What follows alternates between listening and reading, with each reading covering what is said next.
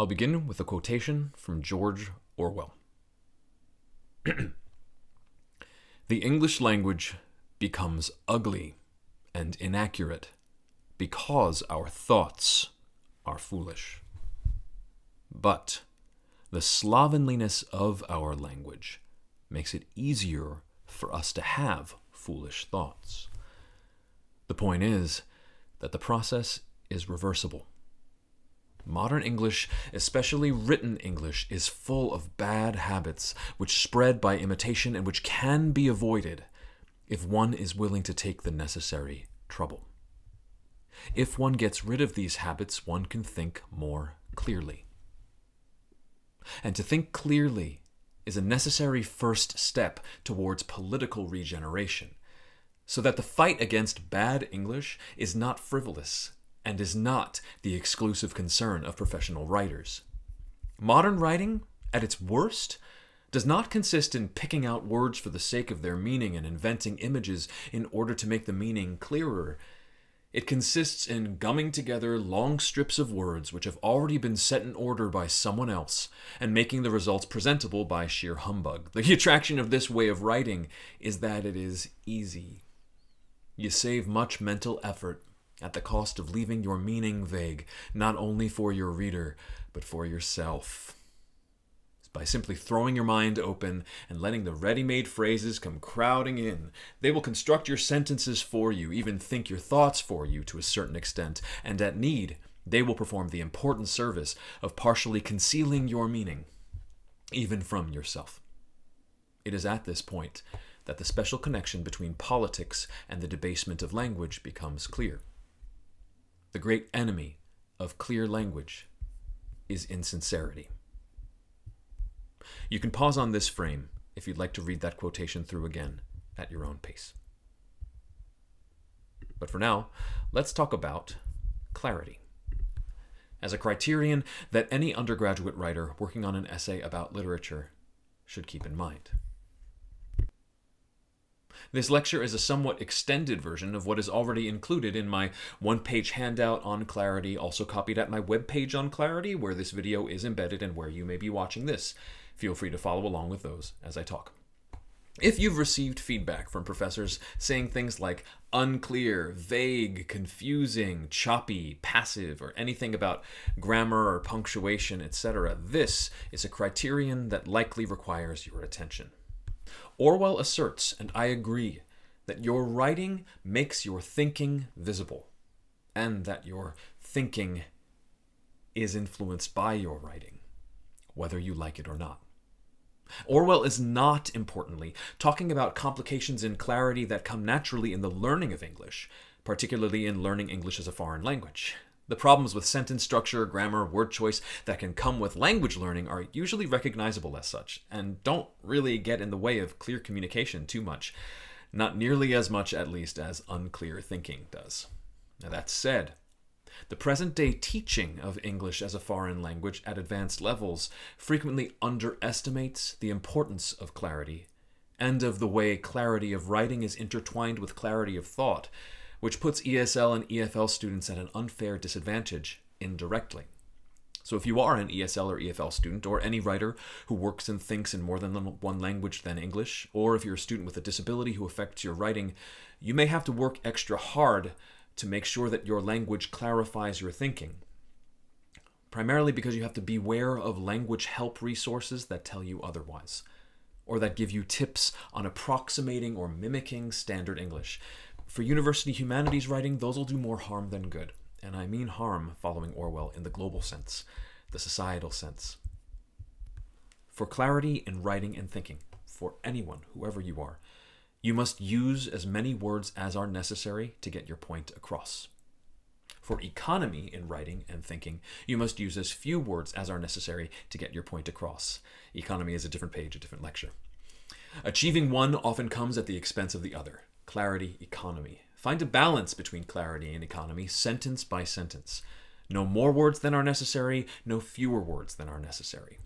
But above all, never add words or use words for any reason other than to communicate as clearly as possible. Dying metaphors, pretentious diction, meaningless words, fillers, buffers, these will ruin the balance of any writing. As Orwell puts it, the great enemy of clear language is insincerity. So, if you don't really care about or believe what you are arguing in an essay, it shows. If you ask your sentence to do more than communicate Sorry, I'll start that again. If you ask your sentence to do more than communicate a single argumentative point, you will muddy the clarity of that sentence. And think about all the things that we ask our sentences to do. To the degree that you believe, and really believe, that the purpose of writing your sentence is not to communicate an argumentative point, but rather, say, to get the grade and get out, or to pretend you know more than you do, or to mask your lack of confidence in what you do know. Maybe you're using your sentence to satisfy your professor, impress your professor, or impress whomever you've chosen as your proxy for parental approval. Maybe you're using the sentence to prove that you did the work, or that you listened, or that you put in effort. None of those things is the same thing as to use your sentence to communicate an argumentative point. And when you try to do more than one of those things at once with a sentence, it shows. If you're having trouble with clarity in an essay, you gotta ask yourself what your intention in writing that essay really is. Really. That's the first step. I really do recommend that anyone and everyone read Orwell's Politics in the English Language, especially folks who think about or struggle with clarity in their writing. If you're watching this in the Clarity page and the video is embedded there, you can see a link to Orwell's Politics in the English Language below. Once the barriers against clarity are removed, at least as far as we can remove them, what's left is this. There is a system that all writers use to arrange our words into a meaningful, logical unit, and then to modify those words to make that logic clear. That system is called grammar. I'm going to read that one more time. Grammar is the system that all writers use to arrange our words into a meaningful logical unit, a sentence, and then to modify those words to make that logic clear. Clarity in writing, with all of the barriers removed, is grammar. Or at least it's better to say, grammar is the system by which clarity is made. Grammar is not an obscure set of arbitrary rules for students to memorize, contrary to what may have been your experience in high school, at writing centers, in ESL or EFL training, or on whatever twee grammar blog you may be in love with. Grammar is probably the element of writing to which literary scholars and book lovers attach the most emotional baggage, whether to reinforce pseudo-traditional identity-based oppression, a bad thing to do, or to lament an increasingly messy handling of grammar in public media and politics, which is a valiant and justified but predictable thing to do, as Orwell does. The truth is that grammar is just the system that makes words work together to form clear, meaningful, thoughtful sentences. And that's why being messy with it, especially in public media and very especially in academic or political prose, is such a troubling thing. Languages change over time, through use, and that is natural and necessary. But that's not the kind of messiness I'm alluding to here. And for much more on that, see Orwell. For now, I'll add my thoughts beyond Orwell's here. There have always been multiple ways in which grammar and language standards assert themselves culturally, and the last century has witnessed globally a wonderful expansion and diffusion of that multiplicity in English grammar. But that thus calls for the necessity of many grammars, many systems, often interlocking or overlapping, though each particular to a given cultural center or community. That multiplicity does not call for the rejection of, destruction of, or flippant nose-thumbing at the very idea of grammar, the very idea that a system for logical clarity in writing and speech is something we can learn, we can enact, and we can enforce together. Grammar, and thus clarity, cannot be learned by listing off rules. Not for undergraduate humanities writing. The things we ask you to do with words here require an ongoing personal development of comfort, ease, and enjoyment with the rhythms and reasons behind your sentences. Don't think of your grammar as being right or wrong in any given case. Think of your grammar as being better or worse, clearer or less clear. You can always strive to make your grammar better and more clear. Clearer. The most effective way for you to improve your grammar over time: read more, read better, and read more deeply. What do I mean by that? Number one, improve the frequency and intellectual quality of your casual reading choices. I'll talk more about this under precision, but think about what you read day to day and what its grammar is, and maybe change what you read for pleasure into something that is more pleasing at a more intellectual level. 2, try memorizing and reciting something. And 3, make sure you understand a few basic concepts about grammar that a lot of undergraduates have trouble with. Now, what I'm about to do now for number 3 is to cover in a very basic way some fundamentals of how grammar works. This is where my office hours, or office hours in general, are most essential. If any of these fundamentals that I'm about to cover right now is not crystal clear to you, please do attend office hours to chat it out and find the way that will make it feel like it is yours, because it is yours. Whenever you came to English, these belong to you. So let's start. Make sure each of your sentences has a subject. That is a noun phrase that does something or is something. And a predicate, the something that the subject does or is, almost always involving a verb. Don't ask one sentence to do too much. Every sentence can convey a single thought, complex as that thought may be. A new thought requires a new subject and new predicate. I'll give you some examples of what I mean by these things. Let's take some of Orwell's writing as our example, that I've modified for our purposes here. Let's say Orwell said, "The attraction of this way of writing is that it is easy. You save much mental effort at the cost of leaving your meaning vague, not only for your reader, but for yourself." Here you'll see this final piece is a sentence fragment. It's not a complete sentence because it does not have a subject doing something, right? A subject and a predicate. That is, there's nothing, and the predicate doesn't have to do something. It can also be something, right? The predicate is the something that the subject does or is. But here, not only for your reader, but for yourself.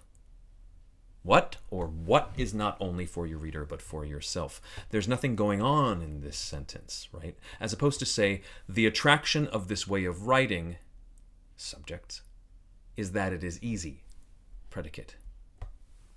You, subject, save much mental effort at the cost of leaving your meaning vague, essentially predicate.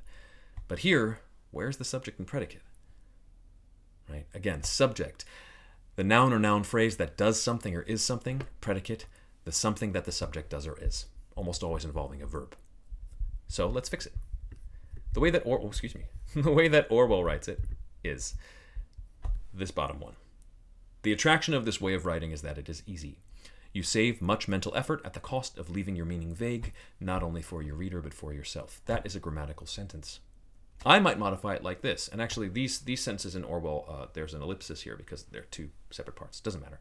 But anyway, I might modify it here using a colon, right? A colon links together two pieces that are usually full sentences on either side, though there are some exceptions to that. So I might say, the attraction of this way of writing is that it is easy. Colon suggests that the colon will now give me more explanation or example, right? The attraction of this way of writing is that it is easy.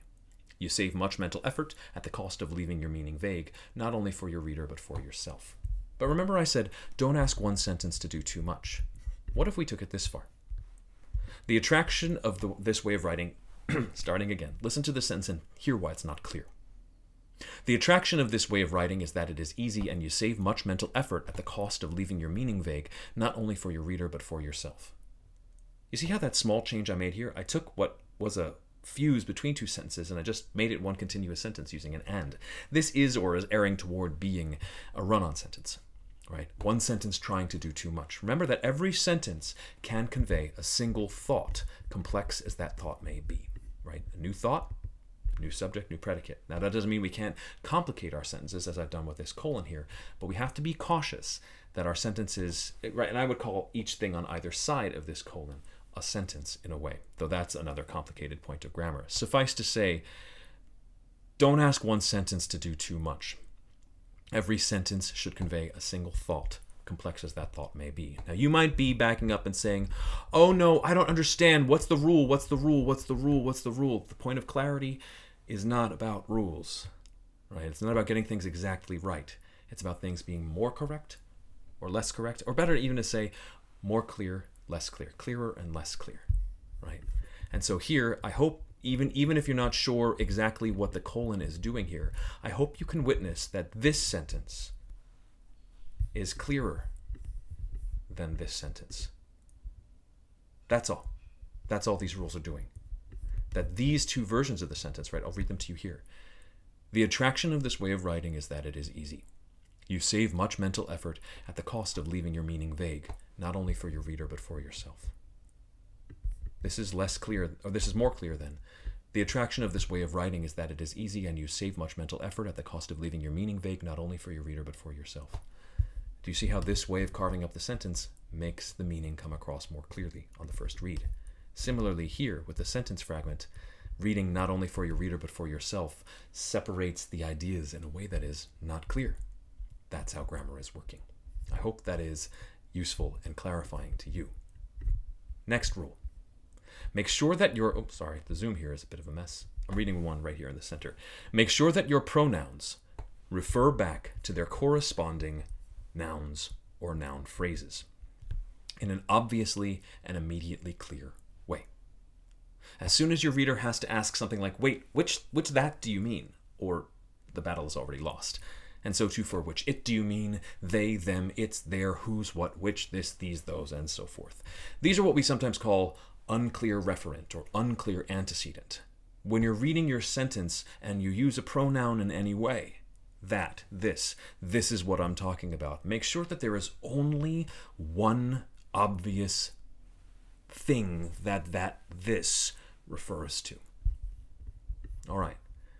Next, make sure that you are using a singular pronoun, verb, or adjective to modify a singular noun or noun phrase. A plural pronoun, verb, or adjective must modify a plural noun or noun phrase. Errors here are often called problems with number agreement, right? So if we have a bad number agreement, for example, would be the writer's succeeds at writing well, right? So succeeds is a singular verb. The writers would be a plural noun. Do you hear? Right? It's just about making sure your numbers agree. And there's tons of possible examples to do for that. Notably here, non-gendered pronouns can sometimes confuse the issue of number agreement. Generally, when we're using a singular they for someone's personal pronoun, we also use plural verbs to attach to the they. This is a developing and changing rule for grammar, and so again, always choose what makes yourself clearest. And again, we'll witness sort of a general cultural shift in relation to how the singular they works. Actually, the singular they has been in place since the 19th century at least, but that's a conversation for our History of the English Language course. Let's move on here. Make sure that your parallel structures are really parallel, and your parentheticals really parenthetical. When your sentence holds up two items for comparison, it should be immediately and obviously clear exactly what those two items are and where they begin and end. When your sentence briefly interrupts its direction, mark that interruption off by parentheses or commas or possibly dashes, making sure it is obviously and immediately clear, notice I keep repeating that, how the interruption relates to the sentence and where it begins and ends. Let's look at some examples to clarify what I mean by that. So, Orwell writes, actually, let's say Orwell wrote, "The fight against bad English is not frivolous and the fight against bad English is not frivolous and the exclusive concern of professional writers." I think you can get that what he's trying to say is the fight against bad English is not frivolous and the fight against bad English is not the concern exclusively of professional writers. But the way that this sentence is arranged, right around here, there's like, wait, what? You almost expect that this is the subject of another sentence, right? The fight against bad English is not frivolous and the exclusive concern of professional writers, it leads you somewhere where, right? So it's confusing. If you improve your parallel structure here, you would get something like the fight against bad English here. The fight against bad English is not frivolous and not the exclusive concern of professional writers. Adding that one word is here clarified the parallel structure, right? Fight against bad English is not Y. Fight against bad English is not Z, right? Or Z if you wish. How Orwell writes it is this: the fight against bad English is not frivolous and is not the exclusive concern of professional writers. Now, does he need that is when he already has the not? That's a point of fine-tuning. I think it's better this way. It makes his point especially clear, but you might say it's not economical the way he organizes this.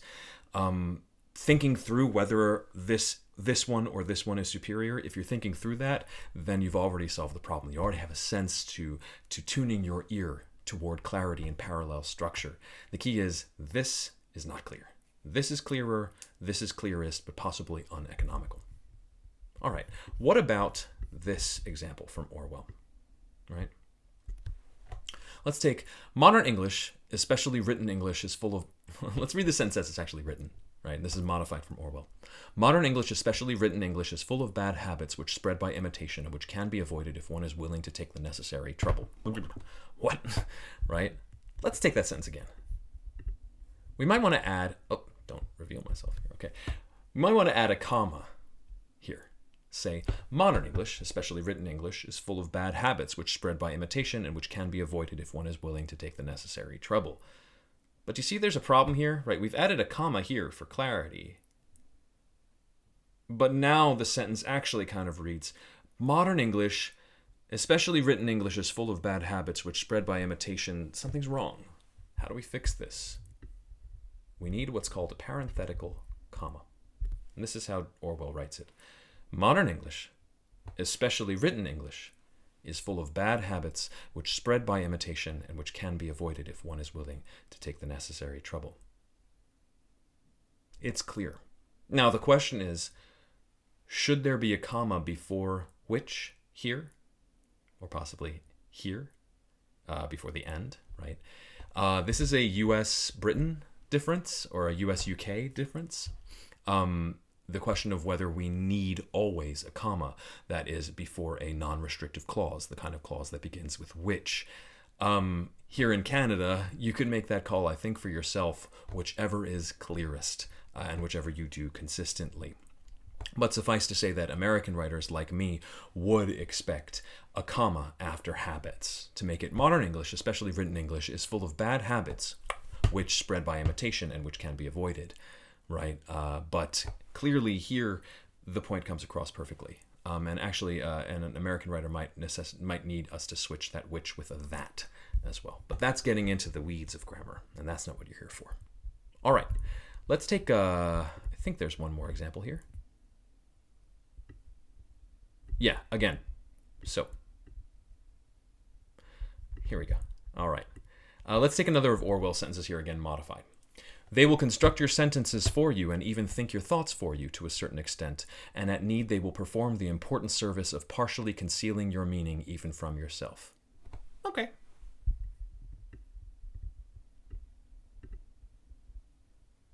Oh, my apologies. This is exactly the same sentence, I believe. Yes. Try again. All right. Let's try this. They will construct your sentences for you to a certain extent, and at need they will perform the important service of partially concealing your meaning even from yourself. Here I've used parenthetical commas to make the logic of the sentence clearer, and indeed, that's almost what Orwell does, right? They will construct your sentences for you and even think your thoughts for you to a certain extent, and at need they will perform the important service of partially concealing your meaning even from yourself. Okay. Yeah, oops. Same deal here, right? Do you see how that makes this better, right? We've added a comma before you or after you, between you and to. So we take this sentence and turn it into, they will, yikes. They will construct your sentences for you and even think your thoughts for you to a certain extent. And at need they will perform the important service of partially concealing your meaning even from yourself. This is a parenthetical comment. It's a side comment. They'll do these things to a certain extent. If we are going to set that apart, we need commas on either side of it. Again, this is a parenthetical that makes the sentence of the structure clear. As I say, when your sentence briefly interrupts its direction, mark that interruption off by parentheses or commas or possibly dashes, making sure it is obviously and immediately clear how the interruption relates to the sentence and where it begins and ends. This is how Orwell does it, and I think this is the most superior. All right, the best. They will construct your sentences for you, dash. Even think your thoughts for you to a certain extent, dash.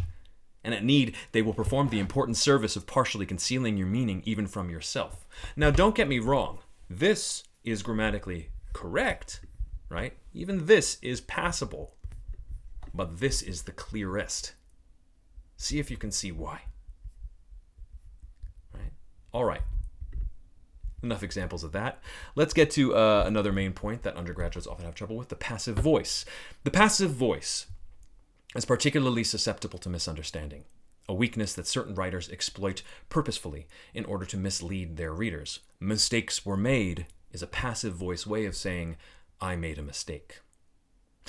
Good academic writers should only use passive voice constructions, at least in the humanities. Science writing is different. Good academic writers should only use passive voice constructions when no active voice alternative will get the job done as well. Rewriting a passive voice sentence in the active voice will often reveal hidden flaws in argumentation. So this is me being a little cheeky, but no example of passive voice constructions will be provided to you in this video, on the assumption that a full explanation of passive voice surely was provided to you before now. This is, of course, a very passive sentence, right? No example of passive voice constructions will be provided to you. It's a passive way of saying, I will not provide an example of a passive voice construction to you. Do you see how I've removed myself somewhat strategically from that sentence and made the sentence less clear as a result? It's stronger for me to say, I will not provide an example of a passive voice construction to you in this video. That is taking more responsibility for what I am saying and making myself much clearer. And here too, that a full explanation of passive voice surely was provided to you before now. If I were to reword that, I might have to say that somebody provided, which is too unclear. And I'd have to say some educator. And then I think to myself, wait, I'm the educator. Oh, it's my job. And so I have provided this example after all. Pardon my irony, but I hope this is understandable. All right, and finally, your most powerful tool for clarity is punctuation. That is the system of dots and lines that writers use to clarify the logic of our sentences. At the undergraduate level, you should make sure you know the following for starters, and should ask for guidance if you don't. The functions of apostrophes, quotation marks, brackets, parentheses, capitalization. None of those can be used to emphasize, by the way. Italics can. The differences between a colon and a semicolon, and the differences between a dash and a hyphen, and how to separate clauses and ideas using commas, usually in pairs, which we talked about briefly already. Punctuation is really a personal journey, so I won't give an example here because it won't even scratch the surface. Let me approximate punctuation instead with a metaphor. Imagine an amateur violinist with a slightly out-of-tune violin, playing through a simple melody. Now imagine that same simple melody played by a professional violinist with a perfectly tuned violin. Both violinists may have gotten the same melody across, but one got it across to you in a way that communicates the melody more deeply, movingly, richly, and perhaps more convincingly. Your use of punctuation is equivalent to both the tuning of your violin and the expertise of its player, and it can always be honed and made better. So, as you work to tune your grammar and build toward clarity, I have two more things I'd like to encourage you to do with it. First, use your grammar to show your work.